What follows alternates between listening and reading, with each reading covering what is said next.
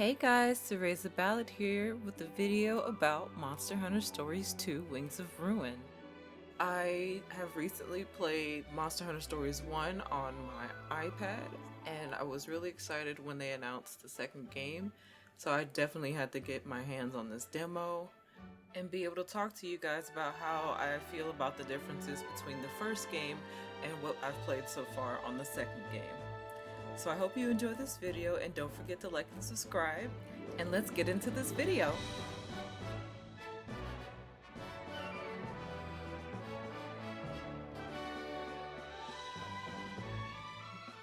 So looking at Monster Hunter Stories 1, the first thing you'll notice is the cute little chibi art style, which they had to use to accommodate the 3DS, because that's where the game originally came out on. So going from 2016 to 2021, we have this amazing looking game. The first thing I noticed was how open the world was and how the map is more fleshed out and it's easier to navigate.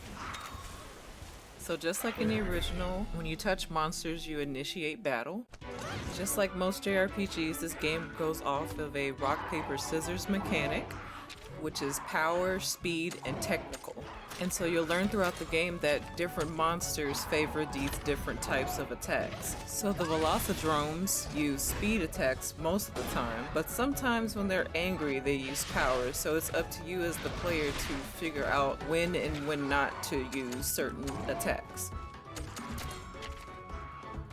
Going back to the first game, I felt that the difficulty spike in the game was a hindrance due to the fact that a lot of the gear you get in the game was quest based. Like you had to do certain quests to unlock said gear, whereas like in current Monster Hunter fashion, you would turn in parts to get the gear. So if your gear was bad, you would get hit really hard, and so you would end up in situations where you're severely undergeared without even knowing it.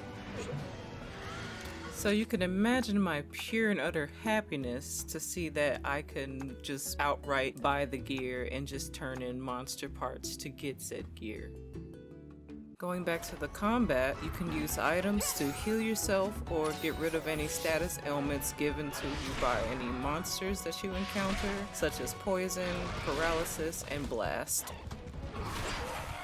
If you fight long enough, you build up your kinship gauge so that you'll be able to ride your monster into battle.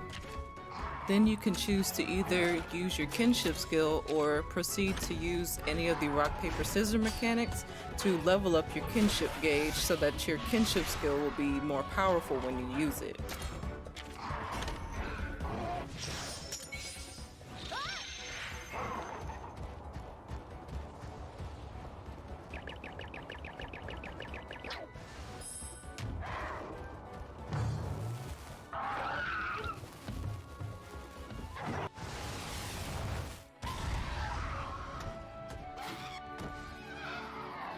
And every once in a while you'll have to do QTEs called showdowns to gain the advantage over your opponent.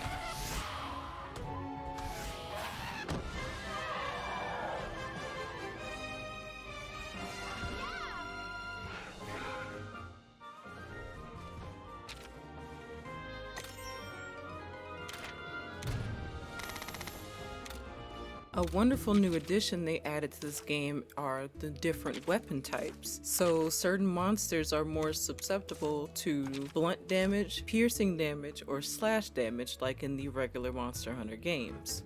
So for example, when fighting Banahabras, they are more susceptible to blunt damage, and so I switched to my hunting horn to do the best damage possible.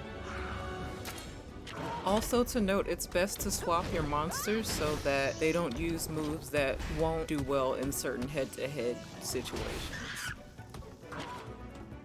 So overall, I'm really excited to play this game this weekend. I hope you guys enjoyed this video, and I highly recommend you guys download the demo. The save data transfers over to the full game. Let me know what you guys think in the comments below, and I hope to see you guys next time.